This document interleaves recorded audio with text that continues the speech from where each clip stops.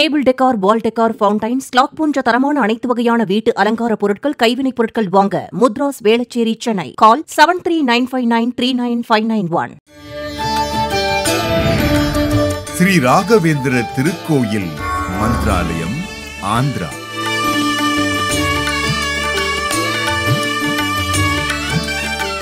உலகில் தோன்றிய அவதாரங்கள் இத்தனை என்று வரையறுத்து சொல்ல இயலாது. நீராதாரம் உள்ள பூமியிலிருந்து ஆயிரக்கணக்கான ஊற்றுகள் உற்பத்தியாவது போன்று சத்துவ நிதியான இறைவனிடமிருந்து எண்ணிலடங்கா அவதாரங்கள் தோன்றுகின்றார்கள்.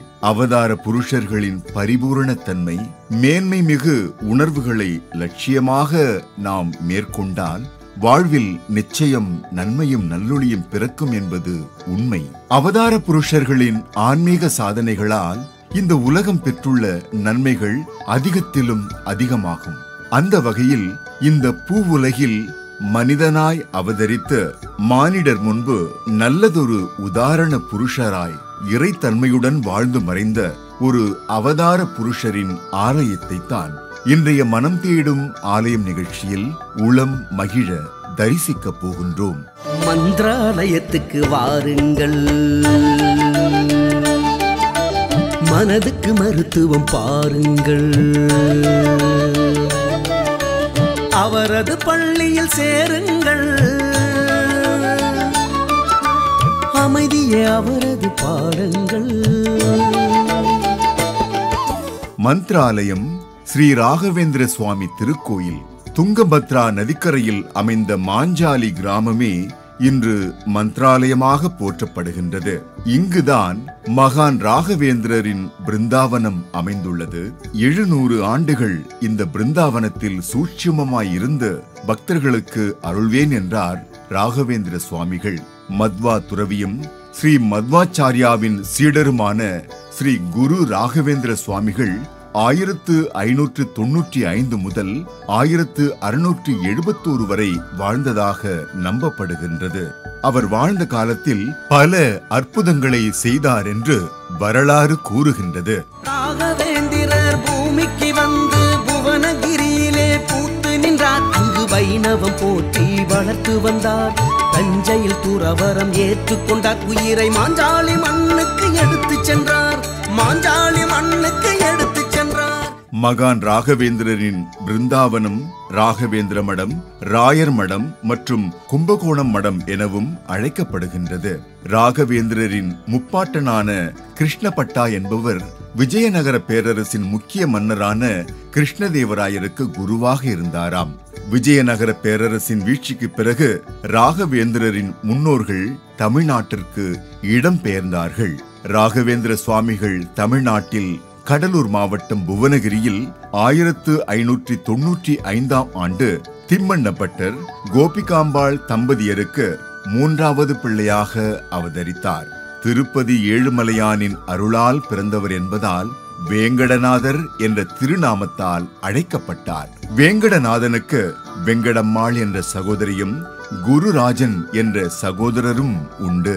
சிறு வயதிலேயே தந்தையை இழந்த வேங்கடநாதன் தன் சகோதரி வேங்கடம்மாளின் கணவர் ஸ்ரீ லட்சுமி நரசிம்மாச்சாரியாவிடம் கல்வி பயின்று வந்தார். சிறு வயதிலேயே கல்வி கற்கும் புலமை அதிகம் பெற்றிருந்த வேங்கடநாதரை கும்பகோணம் ஸ்ரீ மடத்தில் இருக்கும் ஸ்ரீ சுதீந்திர தீர்த்தரிடம் கல்வி கற்பதற்காக அனுப்பி வைத்தார்கள். அங்கு வேதங்களை நன்கு கற்றுத் தேர்ந்த வேங்கடநாதன் ஸ்ரீ சுதீந்திர தீர்த்தரின் அன்புக்குரிய சீடராகவும் மாறினார். வேதங்கள் தொடர்பான விவாதங்கள் பலவற்றில் பங்கேற்று அதில் சிறப்பான வெற்றியை பெற்று தன்னுடைய குருவுக்கு பெருமை சேர்த்தார் வேங்கடநாதர். சகல கலைகளிலும் தேர்ச்சி பெற்று சத்குணத்தோடு விளங்கிய வேங்கடநாதருக்கு சரஸ்வதி என்னும் குணவதியோடு நிச்சயம் செய்து திருமணம் நடைபெற்றது. வறுமையான வாழ்க்கை என்ற போதும் வேங்கடநாதர் தான் கற்ற நெறிகளிலிருந்து வழுவாது வாழ்ந்து வந்தார். இல்லறத்தில் இருந்தாலும் ராகவேந்திரரின் மனம் ஆன்மீக சாதனைகளிலேயே நிறைந்திருந்தது. காலம் செல்ல செல்ல கும்பகோணம் ஸ்ரீ சுதீந்திர தீர்த்தருக்கு உடல் நலிவுற்றது. தினமும் செய்து வந்த மூலராமர் பூஜை எந்நாளும் தடைபடக்கூடாது என்று மனக்கவலை அடைந்தார். தனக்கு பிறகு இந்த மடத்தை யார் கவனிக்கப் போகிறார்கள் என்ற துயரம் அவரை உறங்க விடாமல் செய்தது. அதனால் தன் மனதிற்கு நெருக்கமான சீடனான வேங்கடநாதனை அழைத்தார். அவரிடம், நீதான் எனக்கு பிறகு இந்த மடத்தை நிர்வகிக்க வேண்டும், எனவே சந்நியாசம் பெற்றுக்கொள் என்று கேட்டார். குருவின் வேண்டுதலே இறைவனின் சங்கல்பம் என்பதை உணர்ந்த வேங்கடநாதர் ராகவேந்திரர் என்னும் திருநாமத்தோடு அந்த தூய பணியை ஏற்றுக்கொண்டு மத்வ மடத்தை வழிநடத்தினார். நாடெங்கிலும் பயணித்து இந்து மதத்தை பக்தர்களுக்கு போதித்து வந்த ராகவேந்திரர் மந்த்ராலயத்தில் குடியேறுவதற்கு முன்பு அருகிலுள்ள பஞ்சமுகி மலையில் 12 ஆண்டுகள் கடும் தவத்தில் ஈடுபட்டிருந்தாராம். அவரின் தவத்தை மெச்சிய அங்கே அருள்பாலித்து வரும் ஆஞ்சநேயர் முடிவில் 5 முகங்களுடன் அவர் முன் தோன்றி மகாவிஷ்ணு மற்றும் மகாலட்சுமியுடன் காட்சியளித்தாராம். அதற்கு பின்பே ராகவேந்திரர் துங்கபத்ரை நதிக்கரையில் அமைந்துள்ள இந்த மாஞ்சாலை கிராமத்தில் சிறு மடம் ஒன்றை நிறுவி குடியேறினாராம். தற்போது பிருந்தாவனம் என்று அழைக்கப்படும் இந்த இடத்தை ராகவேந்திரரே தனது சமாதிக்காக தேர்ந்தெடுத்தார் என்று கூறப்படுகின்றது. இங்குள்ள கருவறையில் ஸ்ரீ ராகவேந்திர சுவாமியின் ஜீவ சமாதி அமைந்துள்ளது. ராகவேந்திரர் பூமிக்கு வந்து புவனகிரியிலே பூத்து நின்றார். ராகவேந்திரர் பூமிக்கு வந்து புவனகிரியிலே பூத்து நின்றார். அங்கு வைணவம் போற்றி வளர்த்து வந்தார். தஞ்சையில் துறவரம் ஏற்றுக்கொண்டார். உயிரை மாஞ்சாலி மண்ணுக்கு எடுத்து சென்றார். மாஞ்சாலி மண்ணுக்கு எடுத்து சென்றார். மன்றாலயத்துக்கு வாருங்கள், மனதுக்கு மருத்துவம் பாருங்கள்.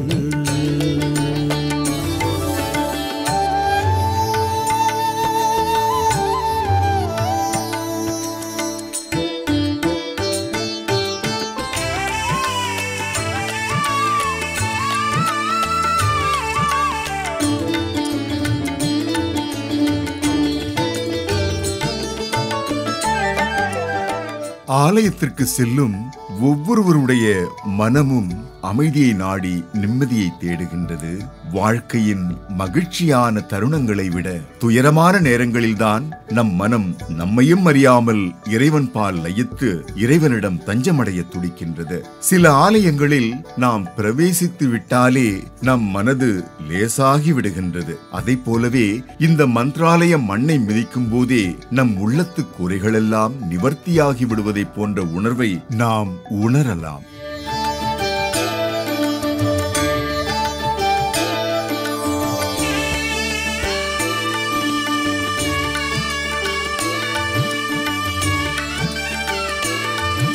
இந்த மந்த்ராலய தலத்தின் குன்றாத புகழுக்கு மகான் ஸ்ரீ ராகவேந்திரரே அன்றி வேறென்ன காரணமாக இருக்க முடியும்? பிருந்தாவனத்தின் சாலையிலிருந்து மந்த்ராலய மடத்தின் பிரதான நுழைவு வாயிலில் மகான் ராகவேந்திரரின் அமர்ந்த கோலத்திலான சிலை 4 புறத்தையும் நோக்கியவாறு 4 சிலைகள் அமைந்துள்ளன. இந்த நுழைவு வாயிலை கடந்து சற்று தொலைவு சென்றால் இடப்புறத்தில் மற்றொரு நுழைவு வாயில் நம்மை வரவேற்கின்றது. அந்த நுழைவு வாயிலின் உச்சியில் ராகவேந்திரர் பக்தர்களுக்கு அருளாசி வழங்கியபடி அமர்ந்திருக்கின்றார். அப்பகுதியை சுற்றிலும் உள்ள சுவர்களில் கிருஷ்ணரின் ஓவியங்கள் தீட்டப்பட்டுள்ளதை காணும் போது கோயிலுக்கு செல்லும் முன்பாகவே நம் மனமெங்கும் பக்தி உணர்வு குடிகொண்டு விடுகின்றது. கோயில் வளாகத்திற்குள் நுழைந்தவுடன் பக்தர்கள் நிழலில் நடந்து செல்லும்படியாக இருபுறமும் மேற்கூரை அமைக்கப்பட்ட நடைபாதைகள் நம்மை கோயிலின் பிரகாரத்திற்கு அழைத்துச் செல்கின்றன. கோயில் பிரகாரத்திற்குள் நுழையும் முன்பு அங்குள்ள கோமாதா நம்மை ஆசீர்வதிக்கின்றது. இக்கோயிலுக்கு வரும் பக்தர்கள் கோமாதாவை வணங்க தவறுவதில்லை. இதை கடந்து வந்தால் அருகிலேயே காளிங்கராயன் பாம்பின் மீது கிருஷ்ணர் நடமாடும் சிலை மிக அழகாக காட்சியளிக்கின்றது. அதனை பக்தர்கள் பயபக்தியோடு வழிபடுகின்றனர்.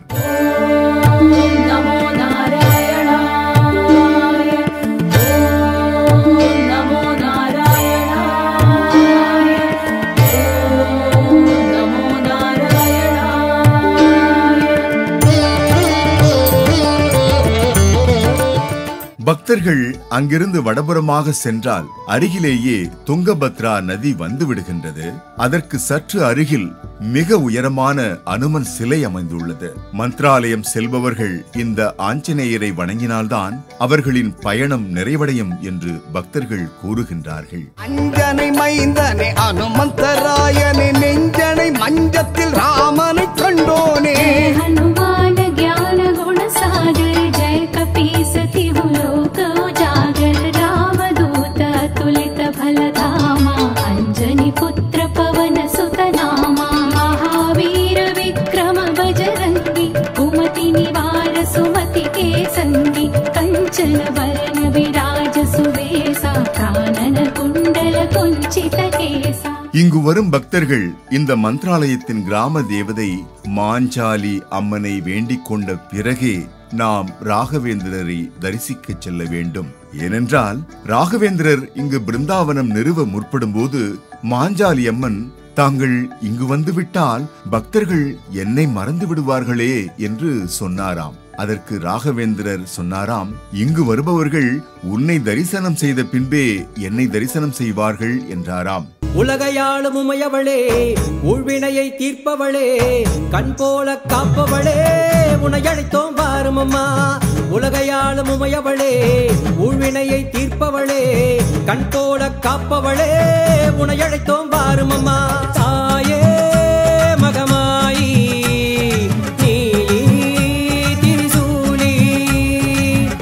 சூழினி தாரணி பூரணி ஆரணி காரணி தேவியம்மா, மங்களநாயகி மாதவன் தங்கைய மாணிக்க வள்ளிய வாருமம்மா. ராகவேந்திரரின் கோயிலுக்குள் நாம் நுழைவதற்கு முன்பு மிகப்பெரிய நுழைவு வாயிலுடன் கூடிய முகமண்டபம் நம்மை வரவேற்கின்றது.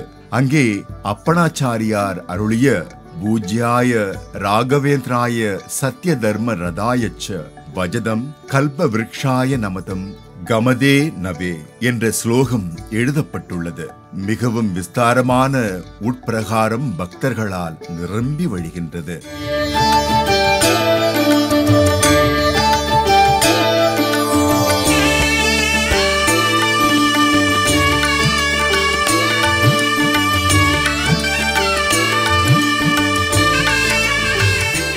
எதிரே ஜீவனுள்ள சமாதி நிலையில் மகான் ஸ்ரீ ராகவேந்திரரின் மகா தரிசனத்தில் பக்தர்கள் தங்கள் மனங்களை படைக்கின்றார்கள். மந்திராலயத்துக்கு வாருங்கள், மனதுக்கு மருத்துவம் பாருங்கள். அவரது பள்ளியில் சேருங்கள், அமைதியே அவரது பாடங்கள். மகான் ஸ்ரீ ராகவேந்திரர் அன்றொரு நாள் தனது சீடர்களிடம் தனது சரீரத்திற்கு வயது 100 ஆண்டுகள் எனவும் தனது நூல்கள் 300 ஆண்டுகளுக்கு பிறகு பிரசுரமடைந்து புகழ் பெறும் எனவும் பிருந்தாவனத்தில் தான் 700 ஆண்டுகள் வாசம் செய்வேன் எனவும் கூறினார். 1671ஆம் ஆண்டு ஆவணி மாதம் கிருஷ்ணபட்சம் துவிதியை திதியுடன் கூடிய வியாழக்கிழமை அன்று தம் சீடர்களை அழைத்த மகான் தாம் பிருந்தாவன பிரவேசம் செய்யும் நேரம் வந்துவிட்டது என்று அருளினார். சீடர்களும் பக்தர்களும் பொதுமக்களும் சூழ்ந்திருக்க பிருந்தாவனம் பிரவேசம் செய்தார் மகான் ஸ்ரீ ராகவேந்திரர். ஆசை என்னும் புதைகுழியை துறவரத்தானே மூடி வந்தார். அன்பால் திறக்கும் பொது வழியை அறநெறி கொண்டு தேடி வந்தார். இன்னல் துயரம் ஒழிவதற்கு இறைவனை தேடி ஓடி வந்தார். இன்னல் துயரம் ஒழிவதற்கு இறைவனை தேடி ஓடி வந்தார். பக்தி இல்லா மனிதர்களை பார்த்து பார்த்து வாடி நின்றார். இன்றும் பிருந்தாவனத்தில் வாசம் செய்து கொண்டு தம்மை நாடி வருபவர்களுக்கும் தம்மை மனதளவில் நினைப்பவர்களுக்கும் மானசீகமாக அருளாசி வழங்கி அவர்களது விருப்பங்களை நிறைவேற்றுகின்றார். மகான் ஜீவ சமாதி அடைந்த நாள் வியாழக்கிழமை என்பதால் அன்று நம் வீட்டில் உள்ள பூஜை அறையில் அவரது திருவுருவ படத்தை வைத்து வழிபட்டு வந்தால் சகல பாக்கியங்களும் கிட்டும் என்பது பக்தர்களின் நம்பிக்கை. ராகவேந்திரர் பூமிக்கு வந்து புவனகிரியிலே பூத்து நின்றார். ராகவேந்திரர் பூமிக்கு வந்து புவனகிரியிலே பூத்து நின்றார். அங்கு வைணவம் போற்றி வளர்த்து வந்தார். தஞ்சையில் துறவரம் ஏற்றுக்கொண்டார். உயிரை மாஞ்சாலி மண்ணுக்கு எடுத்துச் சென்றார். மாஞ்சாலி மண்ணுக்கு எடுத்துச் சென்றார். ராகவேந்திரரை தரிசனம் செய்ய காலை 6 மணி முதல் பிற்பகல் 2 மணி வரையிலும், மாலை 4 மணி முதல் இரவு 9 மணி வரையிலும் பக்தர்களுக்கு நடை திறக்கப்படுகின்றது. சென்னையிலிருந்து 560 கிலோமீட்டர் தொலைவுள்ள மந்த்ராலயாவிற்கு ரயில் மூலம் நாம் சென்று வரலாம். 700 ஆண்டுகள் பிருந்தாவனத்தில் சூட்சமமாய் தங்கியிருந்து பக்தர்களுக்கு அருள்வேன் என்று கூறிய மகான் ராகவேந்திரர் இன்றும் கூட தன்னை வேண்டிக் கொள்ளும் பக்தர்களுக்கு அற்புதங்கள் நிகழ்த்தி வருகின்றார் என்பதால் நாமும் ஒருமுறை மந்த்ராலயம் சென்று மகான் ஸ்ரீ ராகவேந்திரரை வணங்கி வாழ்வில் வளம் பல பெறுவோம். வாருங்கள், மந்த்ராலயத்துக்கு வாருங்கள். மனதுக்கு மருத்துவம் பாருங்கள். அவரது பள்ளியில் சேருங்கள். அமைதியே அவரது பாடங்கள். ராகவேந்திரர் பூமிக்கு வந்து புவனகிரியிலே பூத்து நின்றார்.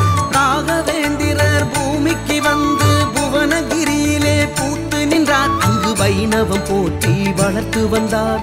தஞ்சையில் துறவரம் ஏற்றுக்கொண்டார். உயிரை மாஞ்சாலி மண்ணுக்கு எடுத்துச் சென்றார். மாஞ்சாலி மண்ணுக்கு எடுத்துச் சென்றார். நேயர்களே, இன்றைய மனம் தேடும் ஆலயம் நிகழ்ச்சி உங்கள் மனங்களை தெய்வீக அனுபவத்திற்கு அழைத்துச் சென்றிருக்கும் என்று நம்புகின்றோம். நிகழ்ச்சி குறித்த உங்களது அனுபவங்களையும் கருத்துகளையும் 8999366611 என்ற எண்ணில் தொலைபேசியிலும் வாட்ஸ்அப்பிலும் பகிர்ந்து கொள்ளலாம்.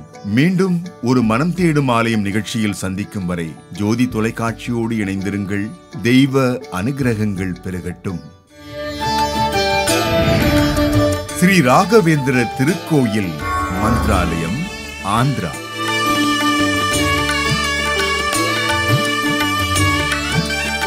டேபிள் டெக்கார், வால் டெக்கார், ஃபவுண்டைன்ஸ், கிளாக் போன்ற தரமான அனைத்து வகையான வீட்டு அலங்கார பொருட்கள், கைவினைப் பொருட்கள் வாங்க முத்ராஸ் வேளச்சேரி, சென்னை. கால் 7395939591.